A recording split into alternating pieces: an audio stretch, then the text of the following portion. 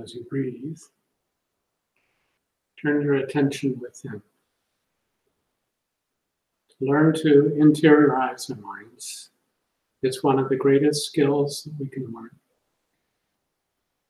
We're so used to, from the first thing in the morning, we open our eyes and we think about the things that we have to do that day, and perhaps things that happened the day before, and so on. And all of our attention is focused on this world, things of the senses. To go within and focus the attention inside at first is difficult because of our strong habits with this world. But as we do so, we are taught to meditate. And meditate means learning to interiorize the mind and make it of a singular focus.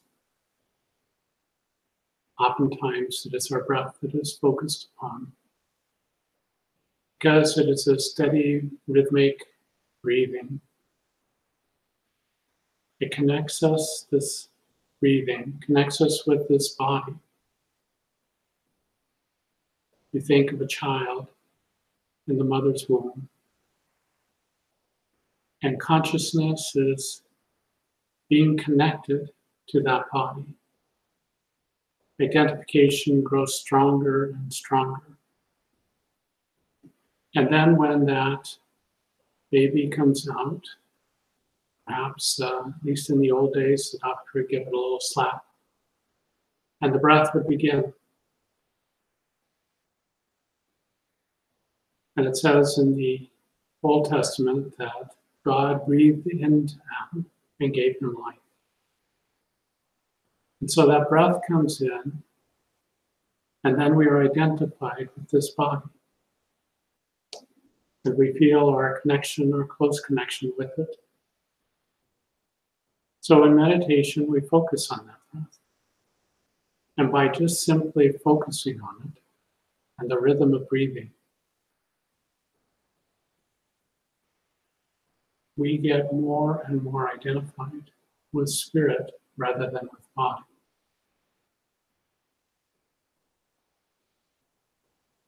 And you sense that in yourself. Your mind can wander, definitely, because old habits don't always die so quickly. But when you really focus in on your breath, you make it singular. Your mind slows down. Your attachments to the body grow less.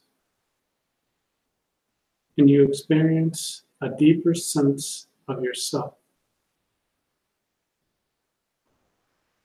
You realize behind all the changes in your life, there has been a constant. And that is the sense of you. Not as your body strictly, because your body has changed so much from being a baby. It has grown, it has changed, and yet there's something inside of you that is the same. It's not your thoughts, your ideas, because those too have gone through dramatic changes through your life. So it's something deeper than that, and it's something other than emotions, because emotions come and go, they flit across the screen. This you is the one constant that has always been with you. And as you breathe, as you interiorize your attention, your consciousness, slowly perhaps, a new world begins to open up for you, an interior world. Has the movement of bliss, of joy. Its want is to expand beyond your body.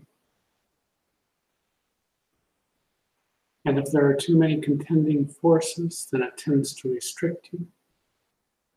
But your job is to expand along with that consciousness, to go beyond the physical body and realm, to go beyond simple thoughts or emotions,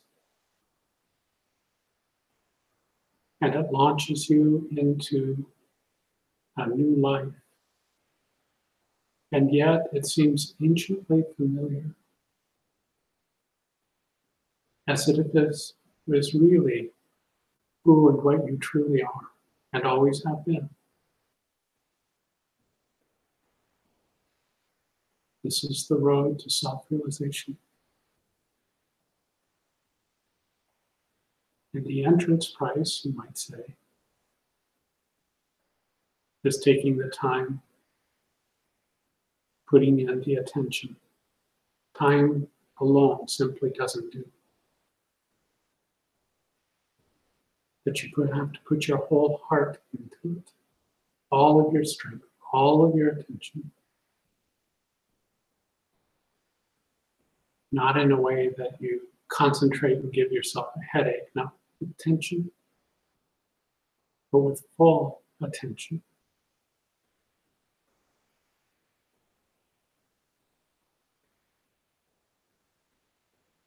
And this interior world begins to open up.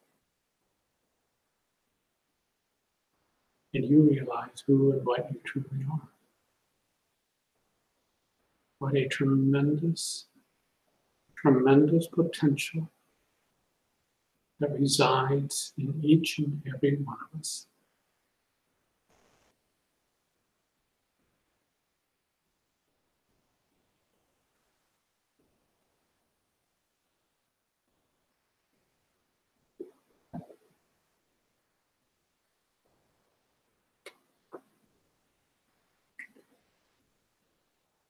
Writing for this morning is Ever New Joy, and it continues with the topic of the last posting, which was finding ways to only have things that bring you joy in your life. The importance of finding joy in life cannot be fully fathomed in a day, a month, or even a lifetime. This is due to the fact that joyful bliss is part and parcel of God's being. And since it is an inevitability that we one day discover God within and without, then joyful bliss must be in our future. That being the case, and God being all goodness of life, then it only makes sense to accelerate our growth in God as fast as possible. And that is the nature of living a spiritual life. It is, in its most simple form, the individual in union with the deepest sense of self, and then knowing the same divine self is present throughout creation. It can range from a gentle nudge of joyful love in the heart to a powerful surge of bliss that makes you escape from the tiny prison of self and expands into omnipresence. Those who do not think that they have the time or interest in knowing God. But that is only because they have not been properly introduced. To know God is to love Him, and to love God is to know Him in greater measure, because others have spoken of a deity that is still a stranger to them. Listeners to these doctors of delusion have felt estranged from their Creator. That is a case of mistaken identity. If someone says you are doing something dastardly and you are not, it is a case of mistaken identity. It does not mean you are guilty of a crime because the premise is a falsehood. There are those who have spoken and acted, they have said, because they know God. In reality, they have not done the real work and have no real connection with truth. Master quoted St. Francis de Sales, "A saint who is sad is a sad saint." Of course, that does not mean we never suffer grief. Jesus, purveyor of all things God, upon meeting Martha and Mary in their grief for the death of their brother Lazarus, cried in pain. It is said to be the shortest sentence in the Bible. Jesus wept. Grief, pain, and the heaviness of the world can sometimes be burdens we must carry. However, in finding God as our all and all, then the divine presence will be with us in good times and bad, through thick and thin. The more we are focused on our Heavenly Father and Divine Mother, the more we will feel uplifting joy.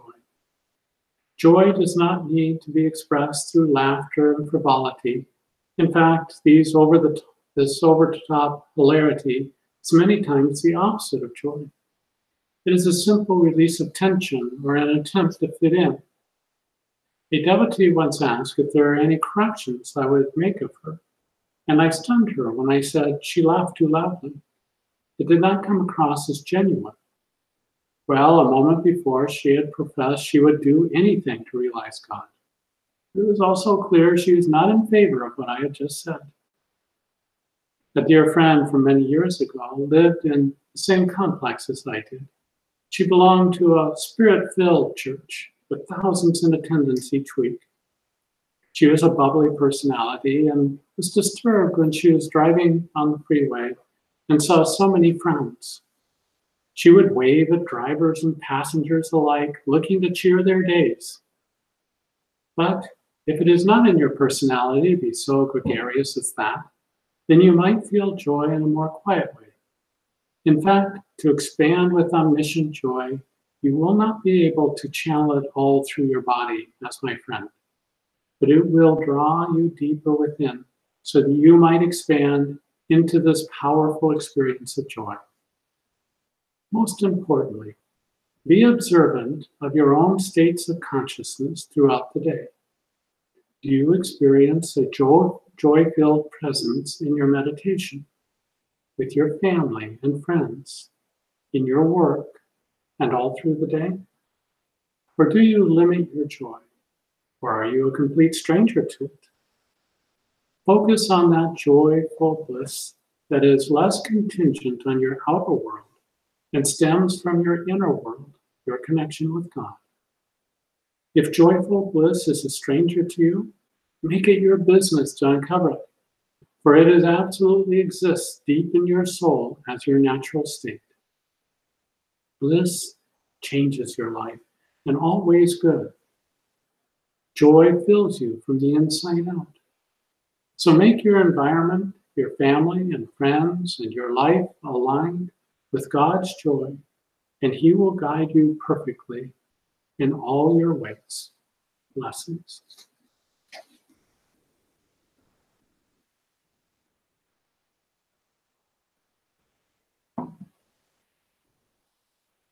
So you can see what an important topic it is. This comes from a article from Master that Mother read in one of her talks. She read it in 1966, on January 21st, so very close to this time of year, and entitled Faith. There's a very beautiful article that was written by Master, and it is entitled, God is Light and Joy. I would like to read it to you. It's a little bit long, but I would like you to concentrate on every word as I read it. All nature is unreal. The supernatural is the only real substance.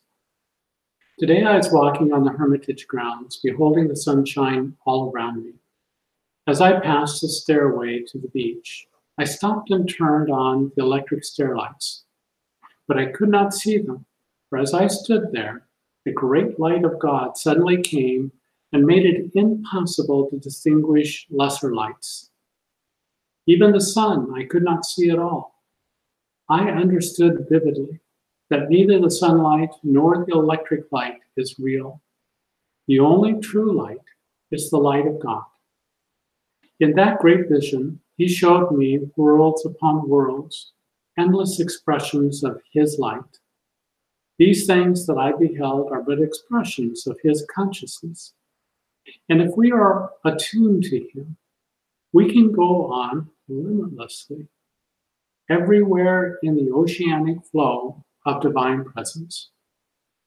When the Spirit is known, when we know ourselves as Spirit, there is no land or sea, no earth or sky, all is He. The melting of everything in spirit is a state that no one can describe. A great bliss is felt eternal fullness of joy and knowledge and love. The ecstasy can only be known by balancing your active life with meditation. The barriers to spiritual development are egotism, pride, greed, anger, and so on. These qualities lead man ever deeper into ignorance. The thing to do is to follow the teachings of a spiritual teacher who has wisdom and who loves God above all else, and tune in with the wishes of such a guru. That way leads to freedom. For your wishes are guided by habits of past lives and by new habits that you are constantly creating. These hold the soul prisoner and make it impossible for you to race along the road to everlasting liberty. The path of life is like this. On one side is the dark valley of ignorance, and on the other side the eternal light of wisdom. When you follow the guidance of a true guru, you will safely tread the road to freedom. Then everything that you wish will come to you without the slightest effort. The whole universe has been created by the divine will. And when you are attuned to it, whatever you want is accomplished just by mere willing. I dare not even wish anymore, for I know that whatever is in my mind will come to me. The true devotee says, Lord, I have no desires. I have found in you all that I want. Having wished, no other gain would be greater. Possessing his wisdom, love, and joy, all of the desires of the heart are satisfied. That is a tremendous state. You are a king by yourself, a king in quietness. You see the whole world standing before you, ready to do your will. Because God made man in his image, all those who find him find also that he fulfills the slightest command of their will. But so long as you have any desires to control other people or to show them how powerful you are, you will not find freedom in him. God awareness begins in humbleness, love, and bliss. But with the realization of God comes all power. If the little wave knew that behind it was the great ocean, it would say, I am the ocean. You should realize that just behind your consciousness is the ocean of God. There's nothing to fear. When Jesus is being crucified, he could have reduced his enemies to ashes with just one look, but he didn't do it. Instead, he said, Father, forgive them, for they know not what they do. Because it is the divine nature, peace and love and humbleness and omnipresence and omniscience, he who is one with God has no need to prove himself or to others how much power he possesses. He knows within that he has all power at his command. The accomplished yogi is awake in his infinite nature and asleep in his material nature. He knows that he can have everything. You should attain that self-mastery. Don't fool yourself, giving all of your time to the world. The best way to conserve your time and use it is to the greatest benefit is to outwit the world and its lures. Use your whole mind to seek God day and night, no matter what you are doing outwardly. I can see it in one's face if his soul is trembling with joy. As a leaf trembles in the wind, such is a yogi. He is like that cow that has calmly grazing in the pasture with its calf. The cow does not show any sign of worry about her calf. But if you go near it, the cow comes at you immediately. So the yogi is outwardly busy with his inner work, but inwardly keeping attention always on the Lord. Jesus said, if thy hand offend thee, cut it off. Didn't mean that you should maim your body, but rather cut off enslaving sense attachments which prevent you from finding God. Like a child constantly calling to the Divine Mother until she says, All right, what is it you want? She is so busy with creation that she doesn't reply once. But to the naughty child who cries and cries to her, she will come. She will give you everything you wish, but you must prove to her that you want her alone. You must try again and again, and then she smiles and is with you. She is most anxious to take you back with her. Divine Spirit has no partiality. She loves all. But devotees appreciate her love, respond to her love. I have seen people who have gained a little love or a little money, how happy they are. But if they could see what strength, what joy, what love is in the Divine Mother, they would fly away from all else. To the world, God speaks only through his devotees. Therefore, it is the wisest of all actions to tune in with the will of the one you think is the Guru, sent by the Lord as a response to your soul's desires. He is not a Guru who says he is a Guru. He is a Guru who is asked by God to take others back to him. When there is a little spiritual desire, the Lord sends books and people through whom you will be inspired. When your desire is stronger, he sends you the real Guru. There are teachers who expect their followers to be always at their beck and call, ready to obey instantly. If they don't, the teacher becomes angry. But if a spiritual teacher who knows God and is truly a Guru, he never thinks of himself as a teacher at all. He beholds God's presence in everyone and feels no resentment if some student disregards his wishes. The Hindu scriptures say that those who tune in to the wishes of a true Guru make it possible for themselves to be helped by him. The friendship that exists between Guru and disciple is eternal. There is complete surrender. There is no compulsion when the disciple accepts the Guru's training. In human friendship, we are very selfish. When a person ceases to be useful to us, we lose our love for him. This is the defect of human love. Friendship that is divine, love that is divine, is not conditioned by material forms, but by a spiritual law. It gives us the consciousness of mutual responsibility. I can get along with strangers, but if I can best help them, those who tune in with me. I can get along with strangers, but I can best help those who tune in with me. When you try to understand a person, you can never do anything to displease him. When you don't try to understand, there is no harmony. One who loves God can never take pleasure in being a teacher. He knows that God is the only Guru. Actually, I feel that the dust of your feet I feel that the dust of your feet is as I say, there's a typo here, so it's difficult to read. I say this out of the realization that what mighty spirit that I behold in each one of you. I was never one to want to hurt anyone. I like to please all, not by sanctioning the wrong desires, but by encouraging him in the right desires, that they may really live in the consciousness of God. I was to have gone from this earth a long time ago. I don't know why I am telling you these things, but I feel that I must do so.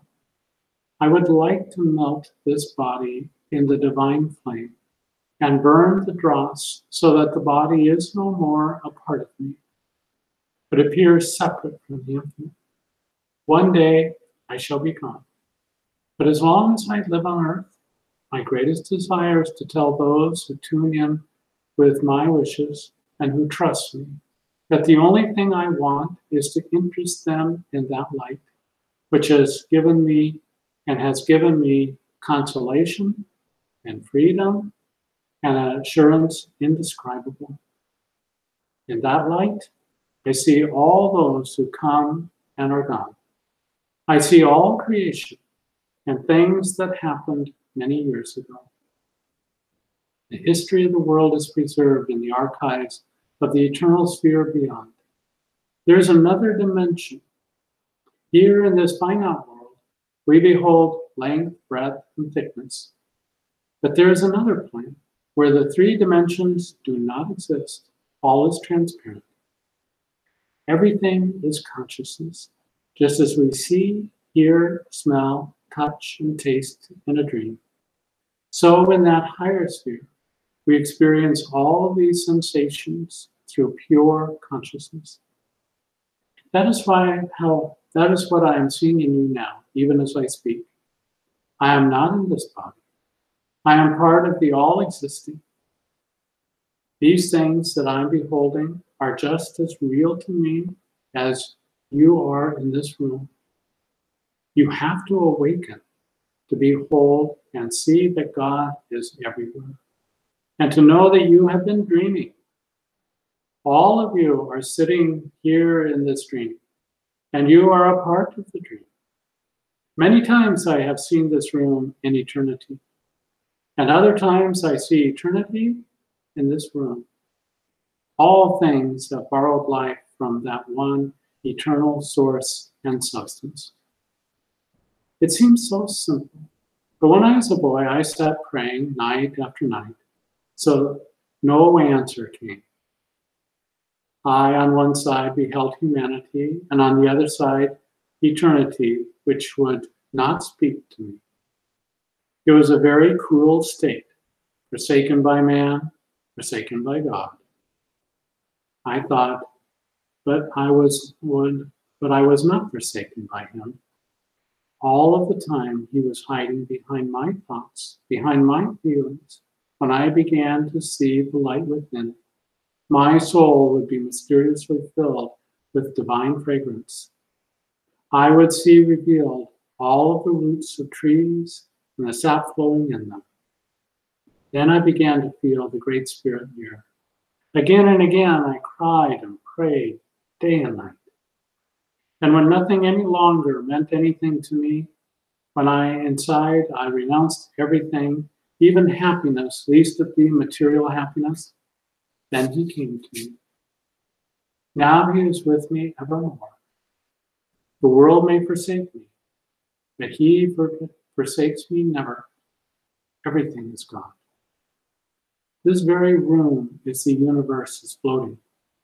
Like a motion picture on the screen of my consciousness, I look at this room and I think I see nothing but pure spirit, pure light, pure joy. The picture of my body, your body, and all these things in this world. They are only rays of light streaming out of one sacred light. As I see that light, I behold nothing everywhere but pure spirit. When you look, you see only a beam of light that is throwing the pictures on the screen. It seems incredible, but it is true. I used to talk about these things before, but in the presence of those who became indifferent, I couldn't speak. My mouth wouldn't open. This time, he has made me tell. And you may know that there is nothing to live for except him. All else will go. Pray only for that which is abiding.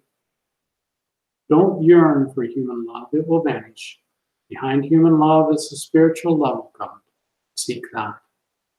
Don't pray for home or for money or for love or for friendship. Don't pray for any of these things. Enjoy only what the Lord gives to you. All else leads to delusion. Man came on earth only to know God. He is here for no other reason. This is the true message of the Lord to all who seek and love him.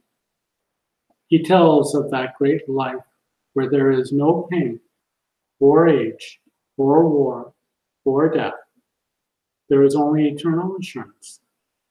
In that life, nothing is destroyed. There is only one inevitable happiness that will never go stale, a happiness that is always new. So that is why it is worthwhile to seek God. All of those who sincerely seek him will surely find him. Those who want to love the Lord and yearn to enter his kingdom and sincerely wish in their hearts to know him will find him. You must have that increasing desire day and night. He will show to you that he acknowledges your love by fulfilling his promise to you through eternity. And you shall know joy and happiness unending. All is light, all is joy, all is peace, all is love, all is he. And then Mother concludes, isn't that a beautiful thing? There isn't anything I could say to you that would be greater than the words of my guru. Of course, I absolutely agree with that.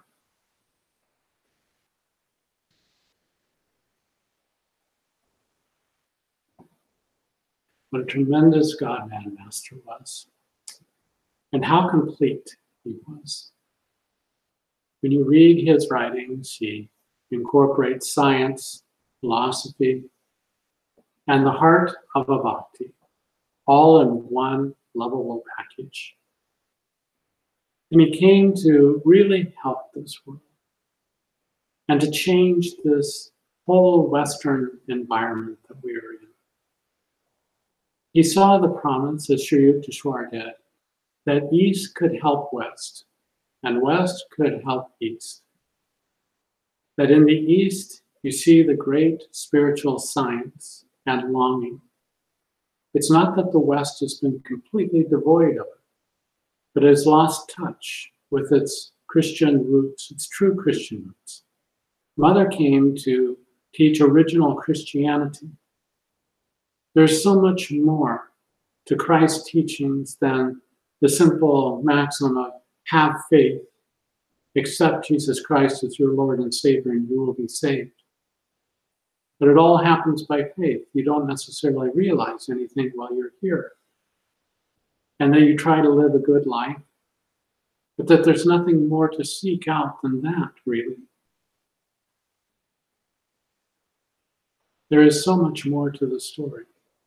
But we have to be given the means, the tools by which to seek that out. And that's what Master came. He came with the goal clearly articulated.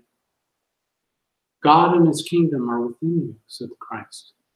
Master echoed that and reinforced it and said it's absolutely true. And then he demonstrated it in his own life.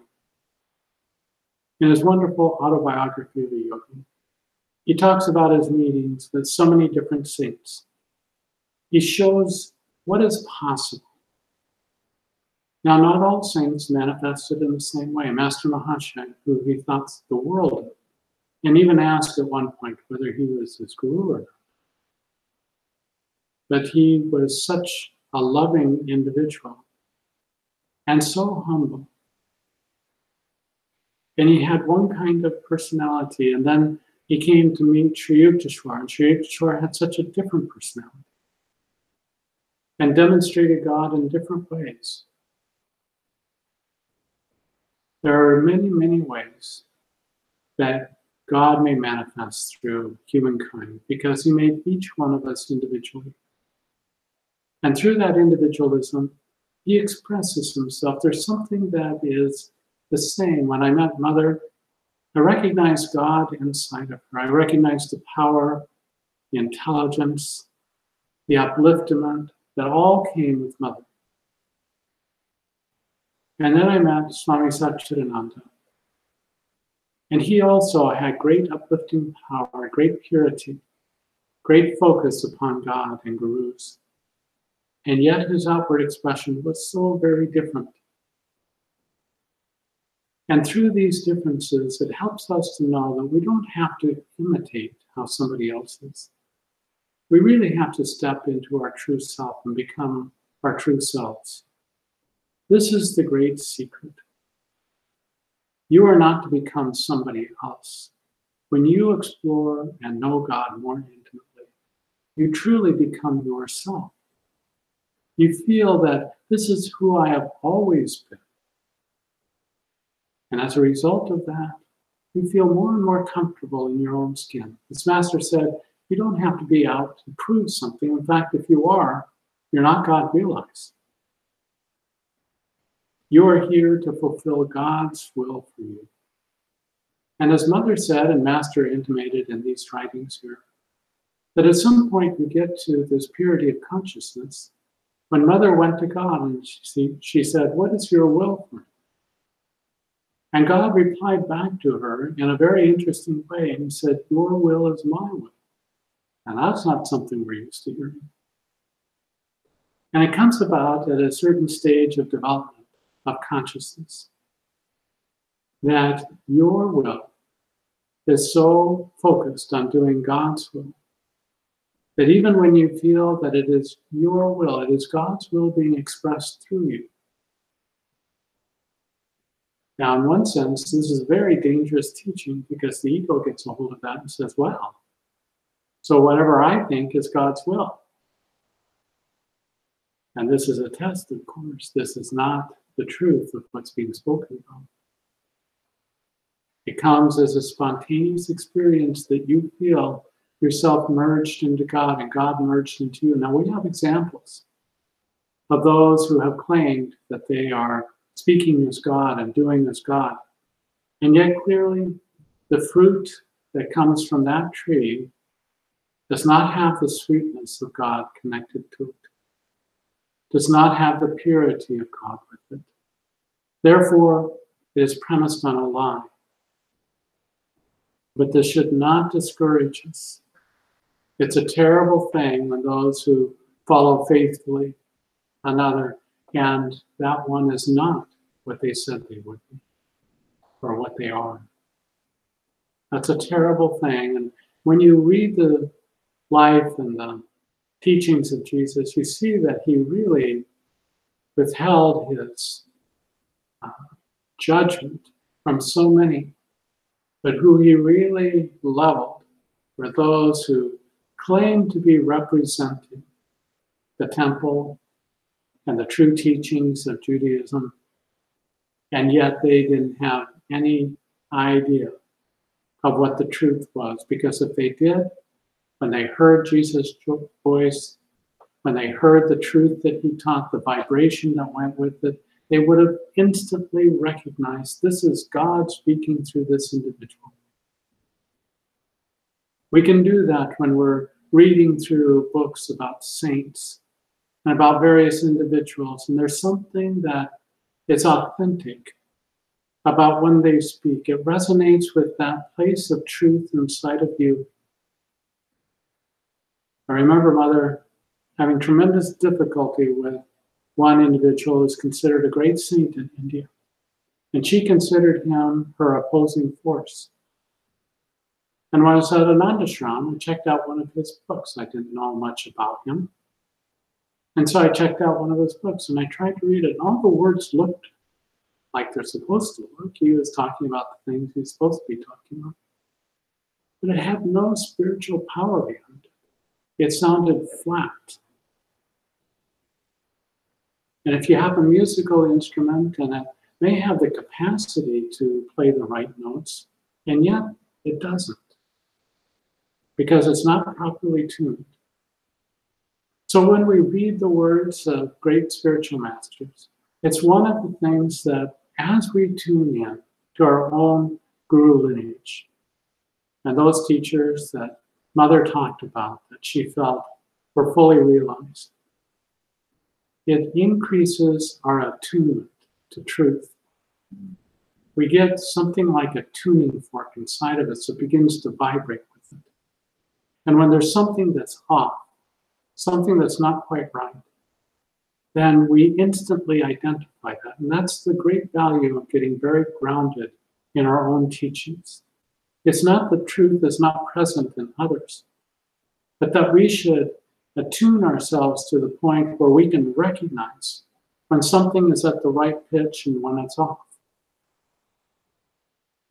And so we do that. And we attune ourselves to truth. And once we have that truth, Sri Yukteswar was taking Master through the scriptures. And they would take one sentence, one paragraph at a time.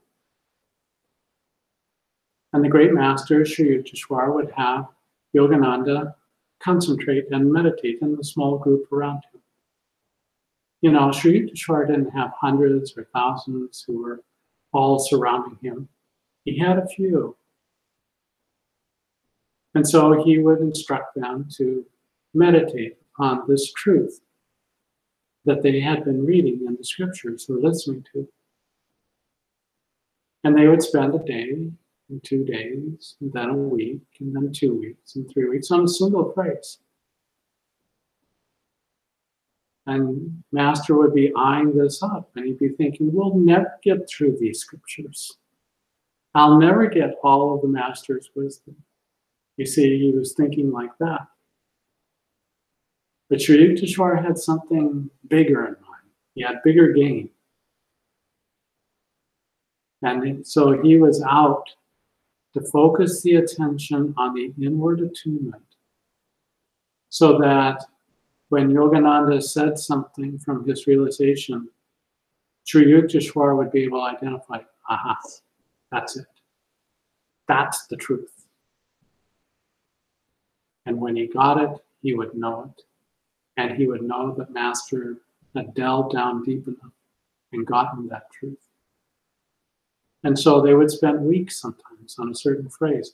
And then suddenly, Yogananda would say something. Yes, okay, now we can move on.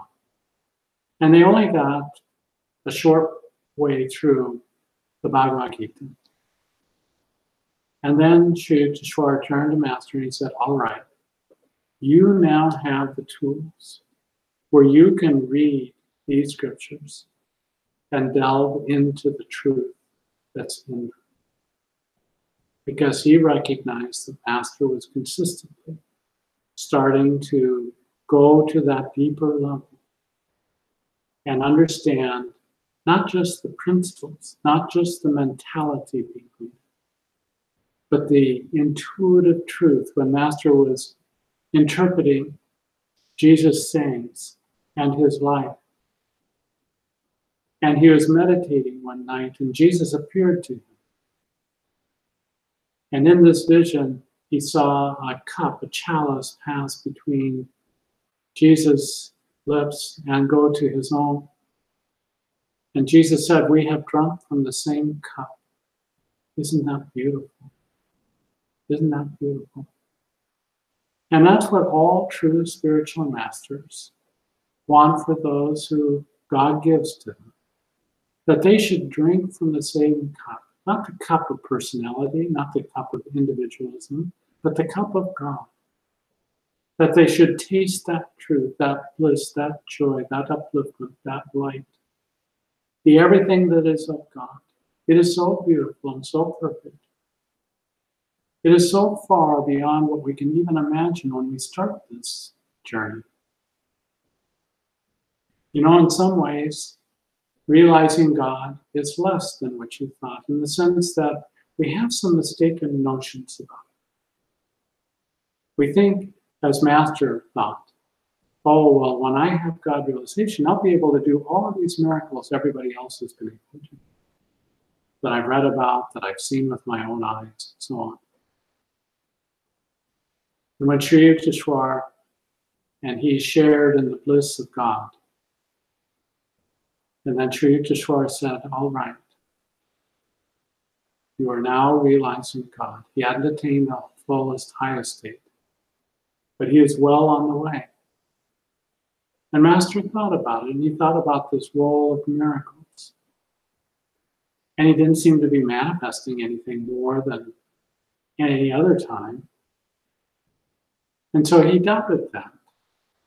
And Sri Yukteswar said, God realization is not the ability to manifest miracles. There are those who can manifest miracles and do not know God. There are those who know God and do not manifest miracles. God realization is ever in joy. Think of that. Think how close to home that is. How deeply personal and part of your own experience of yourself. That joy should bubble up from the depths of your being. I can tell you from my own experience that God is ever new joy. And I wondered one time, I remember I was walking down the street. As a boulevard, it had trees planted in the center, and it was a beautiful day, and I was experiencing so much of God's bliss. And I wondered, it was just one of those passing thoughts that one goes through your mind at times, but I wondered, will this grow old? You know, we're so used to everything losing its savor after a certain time. We live in a certain place, we have certain possessions, and after a while, perhaps they lose their appeal. And then we're on to the next thing. Would God be like that? Would you get a little bit, oh, I'm a little bit tired of this bliss now. I think I'll move on. That's been many years since I've had that, and it's never been the case. It is ever fresh in you, so it is ever new. When it bubbles up, it is like the first time. You know, one of the natures of addictions is you have this tremendous hit of a high to start with. And then in the nature of addictions, that high, because it's stimulating a certain part of the brain, it can't be sustained. And so it starts to dissipate. And so you use more and more of the drug in order to get the same amount of high. And you can't ever really do it. But with God, it's totally different. You get that hit of bliss, and then it deepens, it broadens, it expands, it only gets better. And it's ever new. And there's something about it that is the same, that you identify. You say, okay, that's bliss, I know that. And yet, it's like an orchestral piece that is constantly changing its rhythm and its mood, and it's up and it's every expansive, and then it moves in a different direction. And it's always uplifting. It's always beautiful.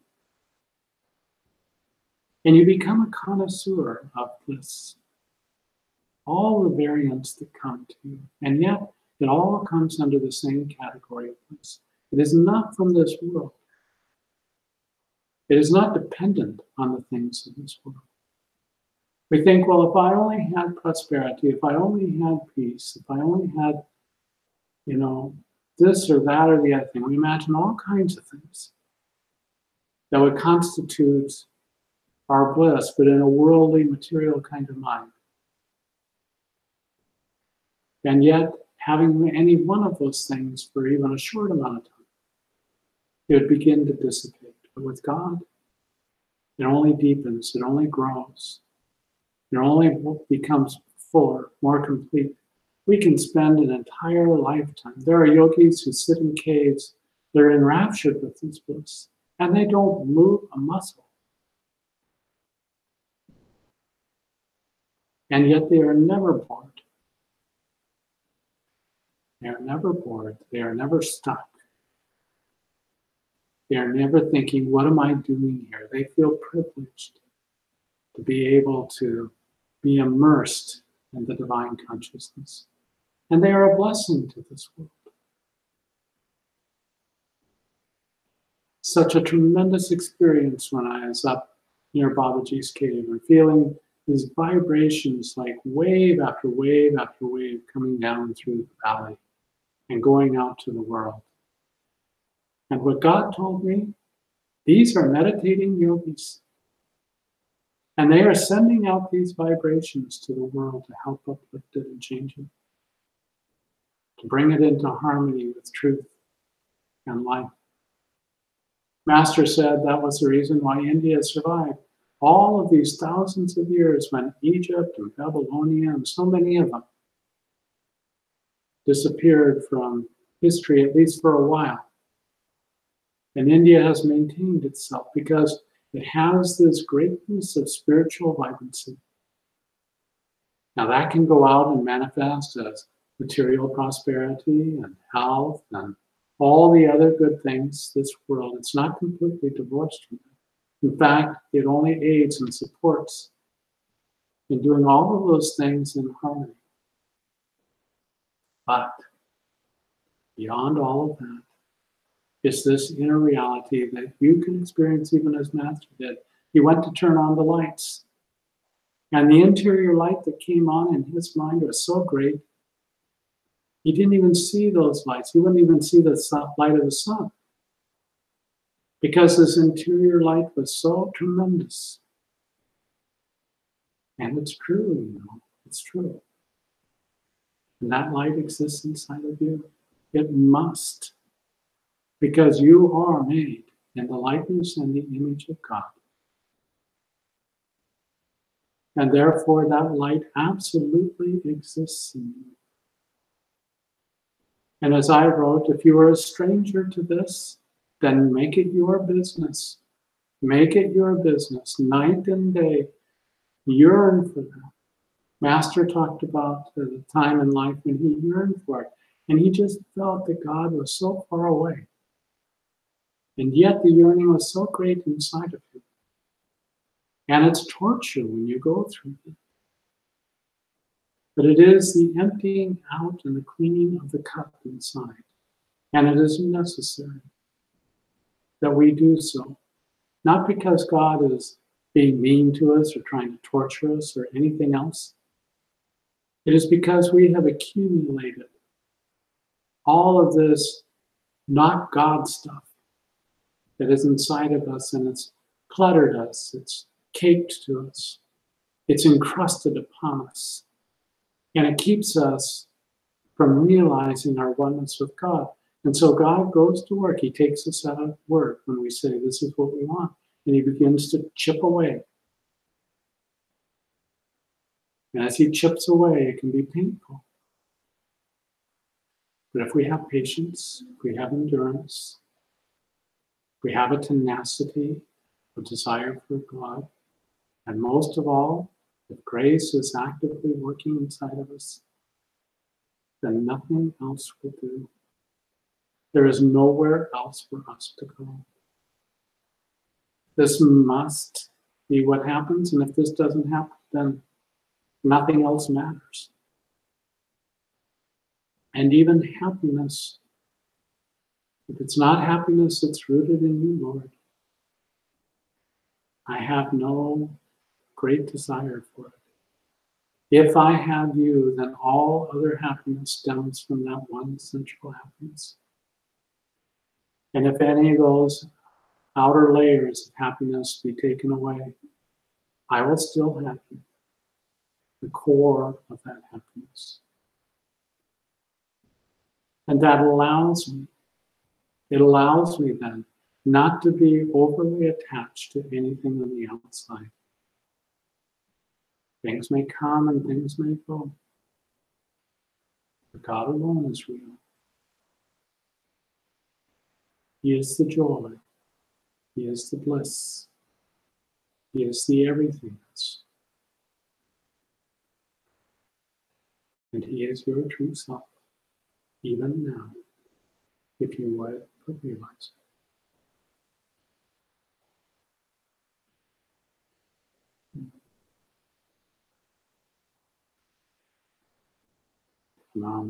Bow to the great light within you.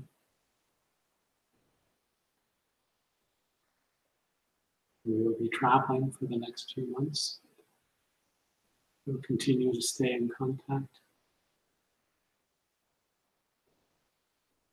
We have the wonderful internet, and even better than that, we have the internet. You know, a fun thing about that is the internet has an unlimited data usage plan. You need not worry.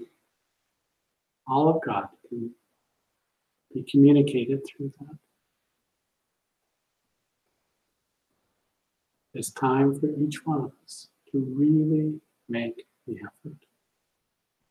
Spend the time with God alone. Really grow in that consciousness. And if not now, then when? When exactly? This is the time, this is the place. Om.